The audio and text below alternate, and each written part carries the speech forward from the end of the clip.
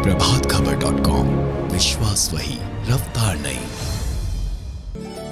Court के आदेश के बाद सरकार और जिला प्रशासन ने जहां पर्यावरण प्रदूषण को ध्यान में रखकर कलाकारों द्वारा बनाई जाने वाली मूर्तियों में होने वाले हानिकारक रंगों के प्रयोग पर रोक लगा दी है। यही वजह है कि पिछले कुछ सालों से विभिन्न त्योहारों पर मूर्तियां स्थापित करने वाले कलाकार इको फ्रेंडली मूर्ति बना रहे हैं। दुर्गा पूजा पर शहर में स्थापित हो रही ऐसी ही इको फ्रेंडली मूर्तियां लोगों का ध्यान आकर्षित कर रही हैं। हम बात कर रहे हैं गोरखपुर विश्वविद्यालय और लखनऊ यूनिवर्सिटी के उन कलाकारों का जिन्होंने मोदी के स्वच्छ भारत अभियान को आगे बढ़ाते हुए नदियों और तालाबों में विसर्जित होने वाली मूर्तियों से निकलने वाले केमिकल जो कि नदियों के जल स्तर को दूषित करते हैं, जिससे कई प्रकार की बीमारियां जीव जंतु और मनुष्यों तक पहुंचती है। इस सोच से फाइन आर्ट के से डिग्री पा चुके युवाओं ने ऐसी मूर्ति तैयार की है जो लोगों को आकर्षण के साथ साथ पर्यावरण के प्रति जागरूक कर रही हैं। लखनऊ यूनिवर्सिटी से फाइन आर्ट की डिग्री पा चुके सुशील कुमार गुप्ता ने प्रभात खबर से बात करते हुए बताया कि क्या नाम है भैया? मेरा नाम सुशील गुप्ता, मूर्तिकार, गोरखपुर से। सुशील जी, आप जो मूर्तियाँ बनाते हैं जी, क्या खास रहती है उस मूर्ति में, जो आप लोग को कितने दिन लगते हैं तैयार करने में? हम लोग जो मूर्तियाँ बनाते हैं उसमें ख़ास बात ये है कि टोटल ज़्यादातर शौचालय ही मूर्ति बनाते हैं। उसमें सारी बॉडी में मूवमेंट वगैरह दिए जाते हैं, ये चीज़ें। तो जो मूर्ति आप लोग बोल रहे हैं कि इको फ्रेंडली भी रहती है, स्वचालित रहती है, किस तरीके से बनाते हैं, कितना समय लगता है उसको बनाने में? इसे बनाने में कम से कम 3 महीने लगते हैं। और इको फ्रेंडली इसलिए दिया गया है कि हम लोग की मूर्तियाँ जहाँ जाती हैं ये विसर्जन नहीं होती हैं, क्योंकि इससे प्रदूषण वगैरह होता है। तो ये मूर्तियाँ, छोटी मूर्तियाँ बनवा लेती हैं पार्टी और उस पर पूजा पाठ और विसर्जन हो जाता है। ये एज ए झांकी की तरह वहाँ डिस्प्ले होती हैं, फिर ये वापस हम लोग ले लेते हैं। कितना खर्चा लग जाता है एक मूर्ति तैयार करने में? अब ये डिपेंड करता है कि कितने कैरेक्टर्स हैं उसमें। माता जी, शेर और राक्षस अगर हैं तो 45,000 के लगभग शुरुआत होती है। फिर जितनी भी फिगरें बढ़ती जाती हैं, जैसे जैसे कंपोजिशन होते हैं उसी हिसाब से बढ़ती जाती है। क्या इसके लिए बाहर से कलाकार भी आप बुलाते हैं या फिर आपकी टीम में कितने लोग हैं? नहीं, हम लोग यहीं के हैं, लोकल। भास्कर जी हैं, भास्कर विश्वकर्मा जी, यहीं गोरखपुर यूनिवर्सिटी के पढ़े हुए हैं। मैं लखनऊ आर्ट्स कॉलेज से पढ़ा हुआ हूँ, तो काफ़ी सालों से मैं विगत लगभग 40 सालों से करता आ रहा हूँ। साथ में हम लोग की टीम ऐसी रही कि फिर इसको आगे बढ़ाया जा रहा है, जितना बेहतर से बेहतर हो सके किया जा रहा है। तो ये भी देखा गया कि कई मूर्ति आप लोग जो बनाए हैं, बड़ी बड़ी मूर्तियाँ ही बनाए हैं, कहाँ कहाँ पे मूर्ति आपकी बनी है?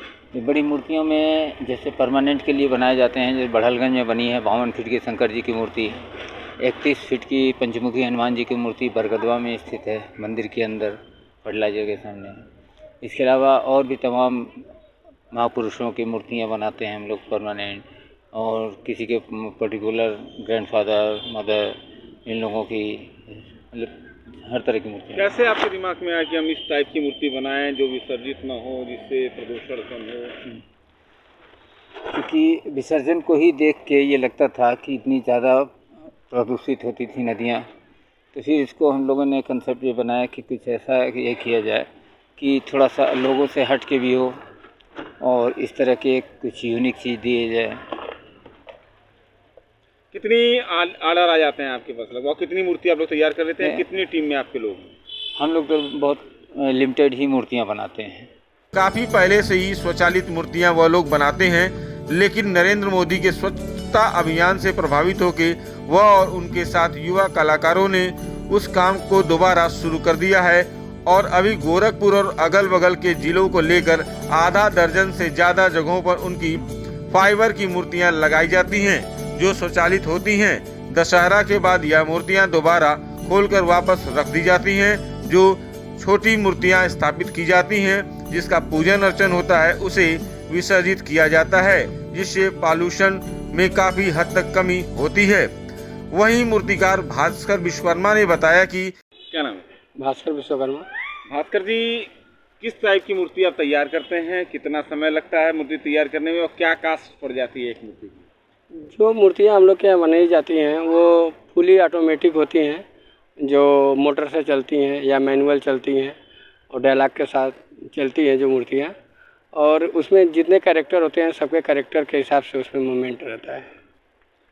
तो अब की बार अभी तो गणेश चतुर्दशी आ रहा है, फिर नवरात्र माता जी का आ रहा है, तो कितने ऑर्डर आपके लोग के पास आ गए हैं और किस तरीके से आप लोग मूर्तियाँ तैयार करते हैं, कितना समय लगता है? गणेश जी की जो मूर्तियाँ बनाई जाती है वो छोटी छोटी बनाई जाती है, क्योंकि प्रदूषण से बचने के लिए बड़ी मूर्तियों का विसर्जन होगा तो जल में ज़्यादा प्रदूषण होगा, छोटी मूर्तियों का होगा।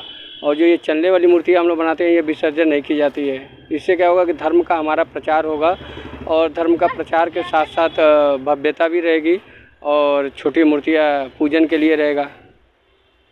कैसे दिमाग में आया किस टाइप की मूर्ति बनाएं कि प्रदूषण कम हो?